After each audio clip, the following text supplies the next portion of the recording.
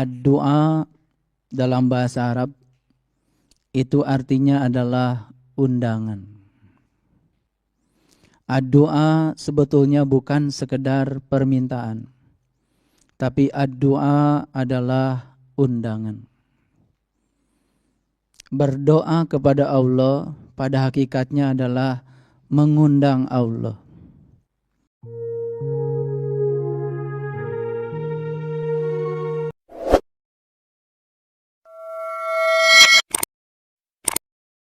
Subhanaka la ilma lana illa ma 'allamtana innaka antal alimul hakim. Subhanakallahumma rabbana wa bihamdika asyhadu an la ilaha illa anta astaghfiruka wa atubu ilaih. Astaghfirullahaladzim. Astaghfirullahaladzim. Astaghfirullahaladzim. Allazi la ilaha illa huwal hayyul qayyum wa atubu ilaih min jami'il ma'asi wa dhunub la haula wa la quwata illa billahil aliyyil azim. Kita sering sekali memanjatkan doa. Ad-du'a dalam bahasa Arab itu artinya adalah undangan. Ad-du'a sebetulnya bukan sekedar permintaan, tapi ad-du'a adalah undangan. Berdoa kepada Allah pada hakikatnya adalah mengundang Allah. Membiarkan diri kita untuk diurus dan diatur oleh Allah.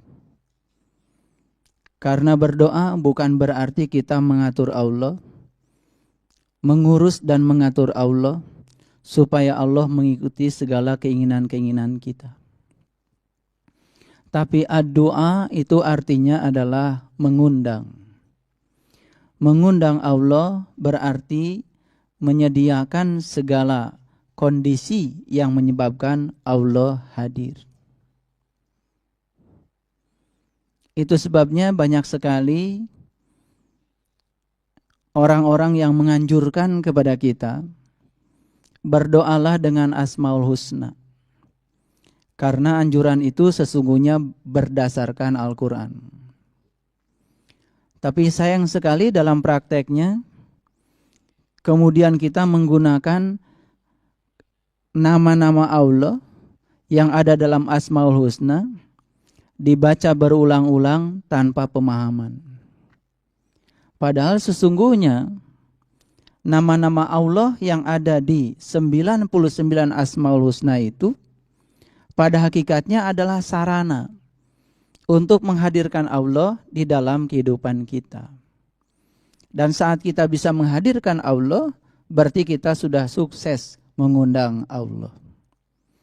Kalau Allah sudah hadir, apalagi yang mau kita cari? Hasbi Allah. Maka Allah akan mencukupkan segalanya kepada kita. Jadi ad-du'a itu artinya adalah undangan. Itu sebabnya dalam prakteknya, doa itu sesungguhnya adalah wujudnya pikiran kita. Yang kedua, kata-kata kita. Yang ketiga adalah perbuatan kita sendiri. Semakin sering kita memikirkannya, semakin sering kita membicarakannya, semakin sering kita melakukannya, apa yang kita pikirkan, apa yang kita bicarakan, dan apa yang kita lakukan, itu akan mewujud menjadi sebuah kenyataan. Banyak di antara kita yang rajin memanjatkan doa-doa kepada Allah, tapi pada saat yang bersamaan, setelah kita memanjatkan doa-doa kepada Allah, kemudian kita menegasikan yang kita panjatkan dengan pikiran, kata-kata, dan perbuatan yang kontradiktif dengan yang kita panjatkan. Kalau kita menapakuri 99 asma Allah, dimulai dengan Ar-Rahman, Ar-Rahim, Al-Malik, Al-Qudus, As-Salam, Al-Mu'min, Al-Muhaimin, Al-Aziz, Al-Jabar, Al-Mutakabbir, Al-Khaliq, Al-Bari, Al-Musawwir. Terus sampai puncaknya adalah As-Sabur. Mengundang Allah di dalam diri kita adalah menciptakan kondisi agar Allah hadir. Bagaimana caranya? Allah itu memiliki sifat Ar-Rahman, yang maha pengasih. Bagaimana mungkin Allah akan hadir yang maha pengasih kalau kita tidak mengkondisikan hadirnya Sang Maha Pengasih? Allah yang maha pengasih tidak akan pernah menghadiri para pembenci. Allah yang maha pengasih tidak akan pernah menghadiri orang yang pilih kasih. Allah yang maha pengasih tidak mungkin menghadiri orang-orang yang iri hati. Allah yang maha pengasih tentu saja akan menghadiri orang-orang yang sudah menselaraskan dirinya dengan sifat Allah yang maha pengasih. Itu sebabnya Allah ngasih batasan. Wa ahsin kama ahsanallahu ilaika. Berbuat baiklah kamu sebagaimana Allah telah berbuat baik kepadamu. Jadi mekanisme perbuatan baik itu baru dikatakan perbuatan baik kalau cara melakukannya persis seperti cara Allah melakukannya kepada kita. Allah menyayangi kita tanpa keinginan, tanpa muatan. Allah menyayangi kita tanpa minta balasan apapun dari kita.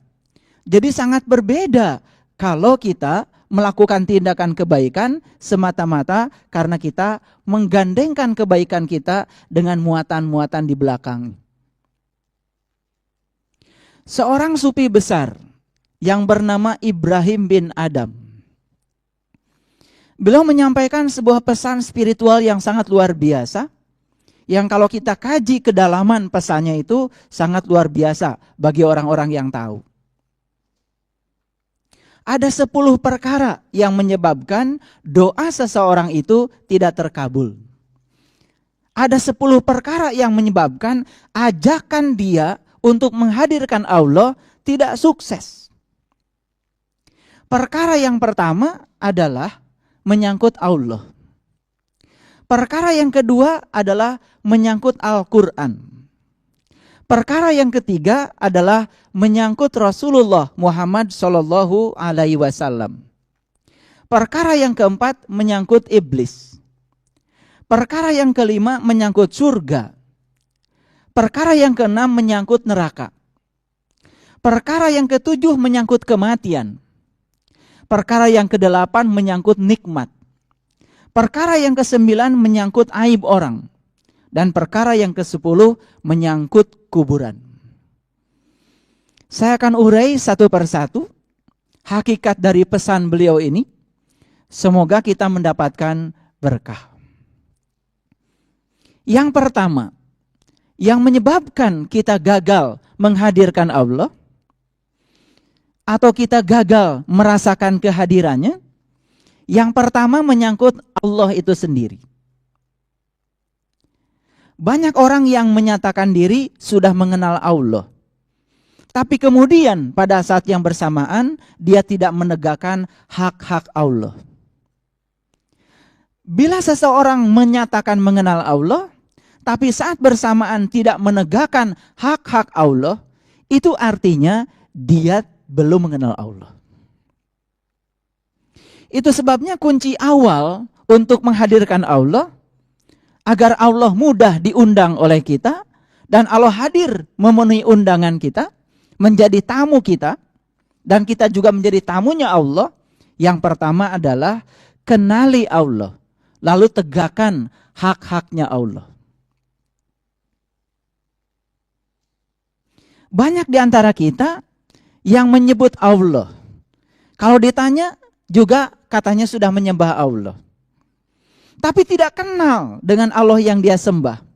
Jangan-jangan Allah yang dia sembah bukan Allah yang menciptakan dia. Tapi Allah yang diciptakan oleh dia berdasarkan persepsi dia sendiri. Sejak lama kita diajarkan, katanya Allah itu maha pengasih. Katanya Allah itu maha penyayang.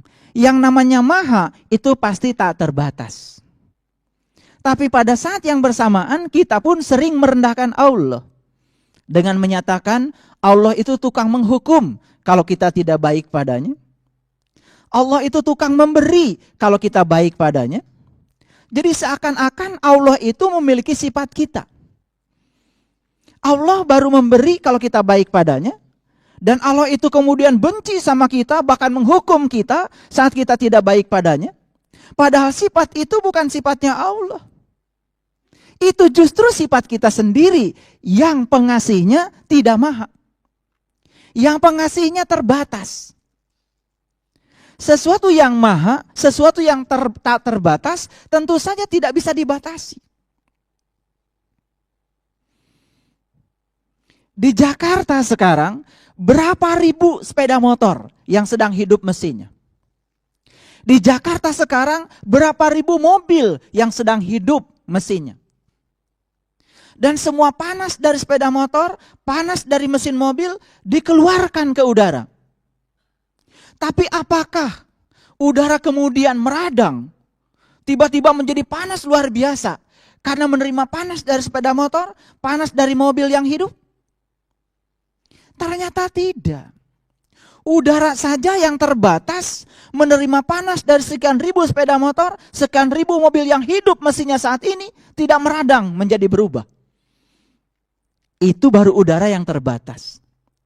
Bagaimana mungkin ya Allah yang tanpa batas menjadi berubah ketika ada sebuah tindakan yang terbatas? Bagaimana mungkin yang Allah yang maha pengasih tiba-tiba dia berubah?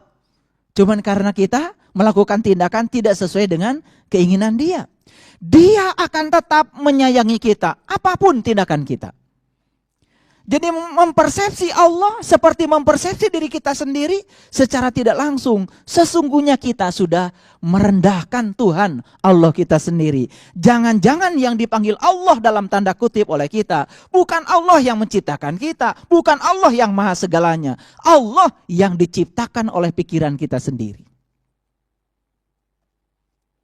Bahkan yang lucu, kita sering mengatakan ketika dapat berkah ini dari Allah. Ketika dapat musibah, ini dari Allah. Memangnya Allah menciptakan berkah? Memangnya Allah menciptakan musibah? Berkah dan musibah itu sebutan yang diciptakan oleh kita sendiri. Saat sesuatu yang datang kepada kita memenuhi harapan-harapan kita, kita sebut berkah. Saat yang datang kepada kita tidak memenuhi harapan-harapan kita, kita sebut itu musibah. Kata musibah dan berkah sebetulnya itu judul yang kita berikan terhadap peristiwa yang kita bagi menjadi dua. Bagi Allah segala peristiwa baik-baik saja. Bagi Allah segala peristiwa netral-netral saja. Dan semua peristiwa itu pasti baik dalam pandangan Allah. Makanya ketika kita tidak membaca, tidak bisa membaca semua kebaikan Allah, semua tindakan Allah, dan tidak bisa membaca kehadiran setiap peristiwa yang datang kepada kita sebagai kebaikan Allah, maka di situ kita akan mendikotomikan sebuah peristiwa yang hadir ke dalam diri kita. Jadi kapan kita bisa menegakkan hak-hak Allah? Tentu saja ketika kita sering menyatukan diri dengan sifat-sifat pengasih dan penyayangnya. Dan jangan lupa, sifat itu tidak pernah bisa hadir kepada kita dengan kita memahaminya. Karena sifat itu baru hadir kepada kita ketika kita mengalaminya. Oleh karena itu tidak mungkin kita kemudian bisa menghadirkan sifat-sifat Allah dengan membaca buku atau kitab tentang sifat-sifatnya dia. Kita tidak mungkin menyatu dengan air dengan membahas sifat-sifat air. Satu-satunya cara untuk menyatukan kita agar kita mendapatkan sifat-sifat air, maka kita harus menyatu dengan air. Satu-satunya cara untuk merasakan sifatnya api, berarti kita harus menyatu dengan api. Satu-satunya cara untuk merasakan sifat-sifatnya, maka kita harus menyatu dengan Dia. Itulah yang pertama, ya. undangan seseorang kepada Allah tidak akan terlaksana apabila dia tidak mengkondisikan dirinya sebagaimana sifat-sifat Allah.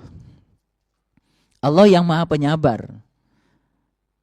Maka Allah untuk hadir pada diri kita, Allah hadirkan dulu pertama kepada kita utusan Allah.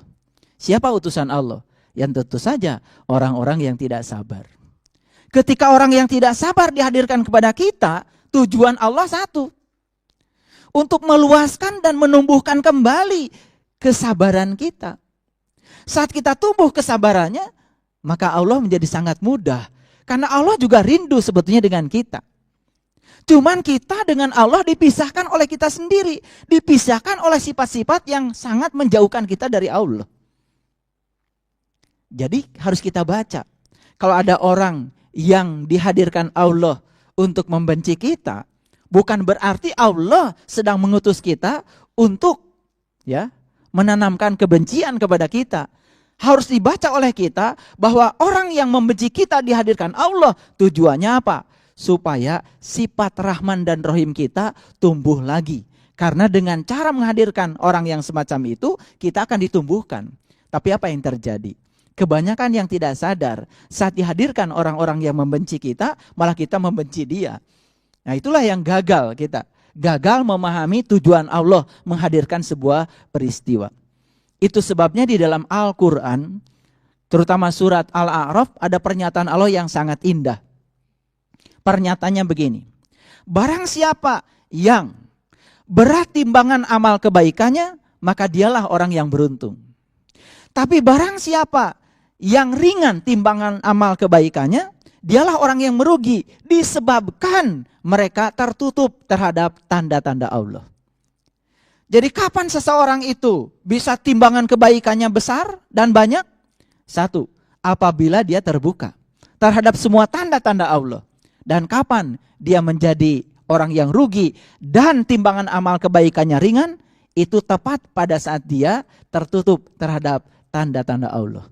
Makanya tugasnya kita belajar agama adalah mencerdaskan pikiran kita.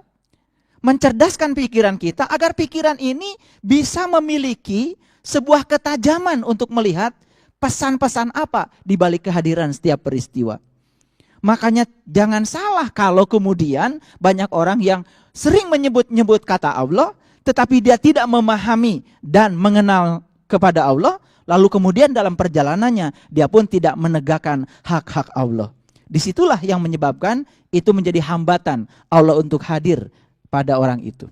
Jadi kalau kita sekarang ini jiwa kita merasa terasing di rumah kita sendiri, karena kita tidak merasa bersatu dengan Allah, itu penyebab yang pertama karena kita sering mengatakan mengenal, pada sesungguhnya tidak mengenal, dalam saat yang bersamaan kemudian kita tidak menegakkan hak-hak Allah.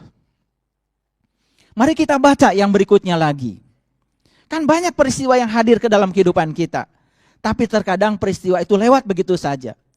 Sudah hadir kepada kehidupan kita, peristiwa itu kemudian memenderitakan kita, bisa jadi karena kita nggak punya ilmunya. Memerosokkan kita, jatuh ke lembah kehinaan, sementara kita tidak mendapatkan pelajaran apa-apa. Makanya hidup kita akan terus-menerus didera oleh kegagalan demi kegagalan. Makanya ada kata gagal, ada kata berhasil. Kapan kita mengatakan sesuatu berhasil? Ketika sesuatu yang datang kepada kita cocok dengan keinginan kita. Kapan kita mengatakan gagal? Ketika yang datang kepada kita tidak cocok dengan keinginan kita. Padahal sesungguhnya tidak ada keberhasilan, tidak ada kegagalan bagi Allah. Kenapa? Ketika kita mendapatkan sesuatu yang disebut keberhasilan, di situ ada pesan Allah. Ketika kita mendapatkan sesuatu yang disebut kegagalan, di situ juga ada pesan Allah. Tugas kita sesungguhnya bukan menilai ini keberhasilan, ini kegagalan, tetapi membaca di balik dua peristiwa itu pesan apa. Bahkan kegagalan, bagi orang yang bisa membaca pesan di balik kegagalan, sesungguhnya itu pun adalah keberhasilan. Jadi kuncinya adalah bagaimana ketajaman kita. Itu sebabnya agama bertugas untuk mengajarkan pikiran, agar pikiran selalu selaras dengan jiwa kita. Itu yang pertama. Tentu saja proses mengenal kepada Allah dimensinya sangat luas. Dan yang luar biasa dari Allah yang tanpa batas, Allah juga mengenalkan dirinya tanpa batas. Hebatnya Allah, cara beliau mengenalkan diri pada setiap hambanya, itu cocok sesuai dengan kadar hambanya saat itu. Jadi Allah tidak pernah memaksakan dirinya untuk ingin dikenal sepenuhnya, seutuhnya tidak. Mereka yang tahap berpikirnya seperti ini, tingkat kedewasaannya sampai di sini, cara berpikirnya sampai di sini, Allah mengenalkan dia sampai sekadarnya dia. Tetapi ketika seseorang sudah naik tingkatannya, cara berpikirnya sudah naik lagi, kedewasaan berpikirnya sudah naik lagi, keluasan jiwanya sudah naik lagi, Allah juga mengenalkan dirinya di dimensinya dia. Jadi kalau ada penduduk bumi sekarang 7 miliar dengan cara berpikir yang berbeda, dengan kadar yang berbeda, Allah mengenalkan diri tanpa batas. Jadi kalau ada orang yang mengatakan saya sudah mengenal Allah, berarti dia sedang berbicara sebuah titik. Seakan-akan pengenalan pada Allah dapat dibatasi oleh titik yang dia persepsikan. Padahal proses pengenalan kepada Allah dimensinya tanpa batas. Karena dimensinya tanpa batas, berarti kita tidak boleh dong satu dengan yang lain saling membandingkan. Jangan bandingkan kita dengan siapapun, jadilah diri kita sendiri. Jadi kalau belajar spiritual, kemudian kita punya guru, lalu kita banding-bandingkan, kok saya dikasih ini sama guru, kok orang lain dikasihnya itu, kok saya dikasihnya doa ini, kok orang lain dikasihnya doa itu. Mulai nggak benar itu belajar spiritual. Padahal spiritual itu sifatnya individual. Apa yang diajarkan guru padamu, ya sudah, itu bagianmu. Yang diajarkan guru kepada yang lain, ya sudah, itu juga bagian yang lain. Jangan dibandingkan. Lihat orang-orang yang tekun membandingkan dirinya dengan orang lain, biasanya tidak pernah maju spiritualnya. Karena menempatkan Allah dan dirinya di tempat yang salah. Allah akan mengenalkan dirinya kepada setiap orang sesuai dengan kadarnya. Makanya dalam bahasa simbolik dalam Quran Allah mengatakan, Allah kemudian menurunkan hujan itu sesuai dengan kadarnya. Siapa yang cawannya lebih besar, dia akan kedapatan air hujan lebih banyak. Siapa yang cawannya kecil akan mendapatkan air hujan ya sesuai dengan ukuran cawannya. Siapa yang datang kepada Allah membawa gayung, dia dapat 1 gayung. Siapa datang kepada Allah membawa ember, dia dapat 1 ember. Siapa yang datang kepada Allah membawa drum, dia dapat 1 drum. Dan siapa yang datang kepada Allah membawa samudra, dia pun akan mendapatkan cinta dan kasihnya sebesar samudra. Itulah keadilan Allah. Keadilan Allah bukan berarti Allah bertindak sama pada semua orang. Karena setiap kelahiran diciptakan oleh Allah untuk tujuan yang berbeda. Makanya berhenti membandingkan diri kita dengan siapapun. Jadilah diri kita sendiri. Makanya mereka yang sering berubah dengan apa kata orang tentang dirinya, tidak pernah menjadi dirinya sendiri, biasanya hidupnya menjadi lelah. Bahkan berjuang untuk dicintai oleh orang lain pun, ya, membuat kebaikan, membuat perubahan pada diri, semata-mata karena ingin dicintai orang. Kalau kita melakukan perubahan pada diri kita, semata-mata karena kita ingin dicintai orang, maka perubahan kita sebenarnya bukan perubahan tentang diri kita. Itu adalah kita sedang menjadi orang lain. Jadi kalau ayam jago itu punya sifat, ya, kalau sudah dikasih taji di kakinya, kemudian dipertemukan dengan ayam jago yang lain, biasanya dia tidak pernah menghindar. Jarang 2 ayam jago yang sudah dikasih taji dalam kontes sabung ayam, kemudian kedua ayam itu menolak ya pada bosnya. Lalu dia mengatakan, saya tidak mau bertarung. Jarang. Biasanya kalau ayam sudah dikasih taji, ya, kemudian dipertemukan dengan jagoannya, dan kemudian majikannya sorak-sorai, pasti 2 ayam itu akan bertarung. Dan biasanya dia juga akan cenderung menyakiti ayam yang lain. Sebelum ayam itu betul-betul ya kalah, dia tidak akan pernah berhenti bertarung. Padahal lupa dia sebetulnya sedang dikendalikan oleh orang lain. Dia sedang dikendalikan oleh majikannya. Karena ayam jago ya tidak pernah menjadi dirinya sendiri. Jadi kalau manusia itu dihasut oleh orang lain, kemudian bertarung dengan orang lain, bahkan menyakiti orang lain, Ya kira-kira ayam jago lah. Bedakan dengan siput. Coba kalau siput, ya, siput disuruh pertandingan lari, ya siput ya siput, dia jadi dirinya sendiri. Jarang kemudian siput tiba-tiba mengubah dirinya dari yang jalannya lambat tiba-tiba menjadi jalan cepat. Enggak, dia jalannya lambat saja. Justru siput sedang ingin menunjukkan pada yang memiliki siput, inilah aku. Ketika dipaksa untuk lari, ya siput santai aja. Tapi suatu saat mungkin di luar pemaksaan kita, tiba-tiba siput naik pohon. Tahu-tahu sudah di puncak pohon aja. Tapi ayam jago nggak pernah naik puncak pohon. Mungkin kita mengira karena ayam jago punya sayap, dia bisa mencapai puncak pohon. Padahal siput itu yang jalannya lambat gitu. Dengan kepercayaan dirinya, menjadi dirinya sendiri, lambat laun dia naik ke puncak pohon. Jadi orang-orang yang hidupnya sudah menjadi dirinya sendiri, berubah bukan karena ingin dicintai, berubah bukan karena ingin dihormati, berubah bukan karena ingin orang simpati sama dia, berubah karena ingin menjadi dirinya sendiri. Lihat, orang seperti itu lama-kelamaan sampai di puncak. Tapi orang yang sering membiarkan dirinya menjadi apa kata orang tentang dirinya, biasanya tidak pernah menjadi siapa-siapa. Itulah yang sering kita lupakan. Ya, yang sering kita lupakan. Itu sebabnya yang pertama dan yang paling utama dalam proses menghadirkan Allah adalah proses mengenali Allah. Jadi berulang-ulang saya mengatakan cara mengenal Allah yang paling jitu adalah dari Allahnya itu sendiri. Mengenal Allah jangan lewat buku. Mengenal Allah apalagi lewat orang. Mengenal Allah jangan minta penjelasan pada orang. Karena belum tentu orang yang menjelaskan Allah, dia tahu tentang Allah. Kalau Allah dijelaskan, yang dijelaskan pasti bukan Allah. Itu persepsi tentang Allah. Itu sebabnya di Quran ada pernyataan Allah yang sangat indah. Wa may yattabi'u aksarahum illa dzanna.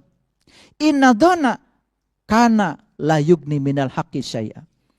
Kebanyakan manusia mengikuti sesuatu itu hanya dengan zon. Zon itu sakwa sangka. Dan mereka yang mengikuti sesuatu dengan sakwa sangka itu bukanlah mengikuti kebenaran, tapi itu mengikuti persepsinya sendiri yang disebut dengan pembenaran. Cirinya apa? Kalau orang belajar pembenaran biasanya suka berdebat. Kalau orang belajar kebenaran, justru perdebatan dibebaskan oleh kebenarannya sendiri. Ciri orang yang belajar kebenaran biasanya tidak pernah berdebat. Dia asik saja dengan dirinya sendiri. Makanya orang yang sudah asik dengan dirinya sendiri, sudah tidak tergoda dengan apa kata orang tentang dirinya sendiri, maka peluang untuk menjadi diri sendiri menjadi sangat besar. Lama-kelamaan sudah sampai di puncak aja. Jalan walaupun pelan tapi pasti. Itu yang pertama. Jadi hambatan utama menghadirkan Allah itu karena yang pertama kita tidak mengenal dia. Akibatnya kita pun tidak menegakkan hak-haknya. Padahal kalau kita menyadari tujuan utama kita dicipta oleh Allah untuk Allah. Kalau tujuan kita dicipta oleh Allah untuk Allah, maka tugasnya kita kan menyerahkan diri seutuhnya pada Allah. Biarkan diri kita dipakai oleh Allah untuk tujuan Allah, bukan menggunakan Allah untuk tujuan-tujuan kita. Di situ banyak yang salah. Lalu doa menjadi cara mengatur Allah supaya Allah mengikuti segala keinginan-keinginan dia. Saat Allah tidak mengikuti keinginan dia, dia sebut Allah tidak mengabulkan doa dia. Padahal sesungguhnya setiap permintaan pasti Allah kabulkan. Cuman kita tidak mengerti setiap pengkabulan Allah. Karena setiap pengkabulan Allah itu ada prosesnya. Bagaimana prosesnya? Contoh, ya Allah, jadikanlah aku orang yang sabar. Ya diproses sama Allah. Dan tujuan akhirnya apa? Allah ingin hadir bersama orang sabar itu. Ingin menyatu dengan dia. Makanya caranya oleh Allah, mohon maaf ya, dipasangkan mungkin kita dengan orang yang kurang sabar.